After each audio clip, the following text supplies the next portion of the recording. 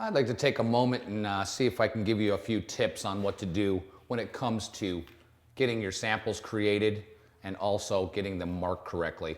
It's important that if you use a color on a sample board, and I do recommend that you use a sample board to show to a client, or if you're going to do it in your own home so that you can get some practice on a board.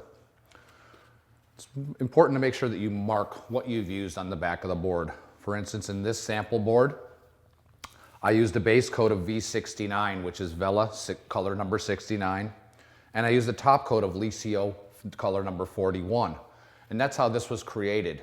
Now, I didn't use any wax on this product. Wax is an optional finish that you can put on with Licio. It's not recommended to leave a lot of areas, especially in a watered area that doesn't have some kind of protection over it. But if you were doing this in a living room or something of that nature, you don't need to use wax over Licio. It'll make a nice sheen and a beautiful finish without wax. You get plenty of movement in the product. However, if you're going to use straight Vella, it's required to use wax.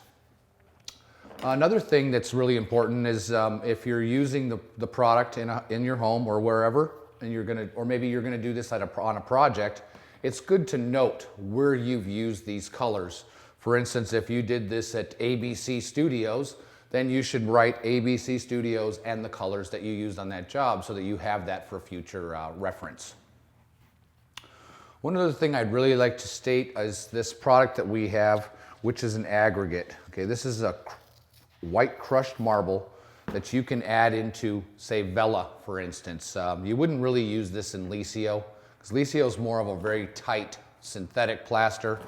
Vella is more of your open poured plaster, your old world. So vecchio and old, it means the same thing. But you can take this product and you could add approximately, I wouldn't put any more than 2 cups, for instance, in a 3.5 gallon container, which would be this size right here of our Vella product.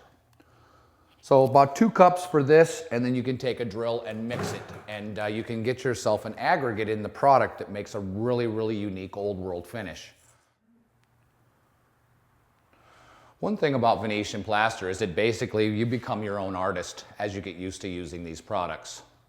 One tip that I'd like to explain to you is our Vella and our Licio product. Okay, these are 2 different products. However, if you were to take the same color of Licio and Vella and mix these 2 together, you'd come up with a product that would give your Vella more of a synthetic finish, but yet your Licio would be much easier to apply. So what ends up happening with these finishes is if we mix these 2 together, we would now have 2 quarts of a product that could be put on a wall.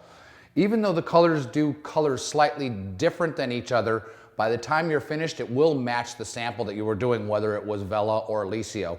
It's just the compositions of these products, they color slightly differently, but when they dry, they do become the same.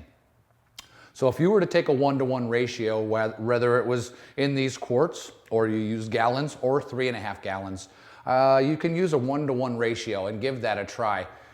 It makes Licio glide on much easier, and you can get a very unique finish using this little trick right here. So let me show you something over here. We get a lot of questions in regard that if Vella or Licio is able to patch. Yes, the product is patchable. Say for instance this was a hole that was in a wall. Somebody bashed into it and you had to come and fix it. You can just use a drywall compound if you'd like to patch the hole. Get it to the point where it's relatively smooth. Go ahead and start again with your base coat, then apply your top coat, and then apply the wax that you used on the wall, and you can make these finishes go away. There are a few little tricks that you can do as far as taking like a very fine, say 220 to 400 grit sandpaper, and you can slightly brush down an edge. Due to time restraints, it would take a little time to patch this whole thing in for you now through this DVD. But if you were to take the product and just pull it in, you could use sandpaper even over the Vella, just very slightly, and you'll get this product to match in. And that's one of the easiest ways to patch the product. One thing I would like to emphasize is that you do practice this product before you apply it to a wall.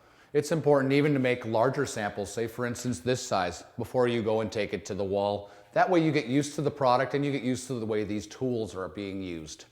The more you practice with this product, the better off it's going to be for you in the long run to become a Venetian plaster applicator applying Vella products.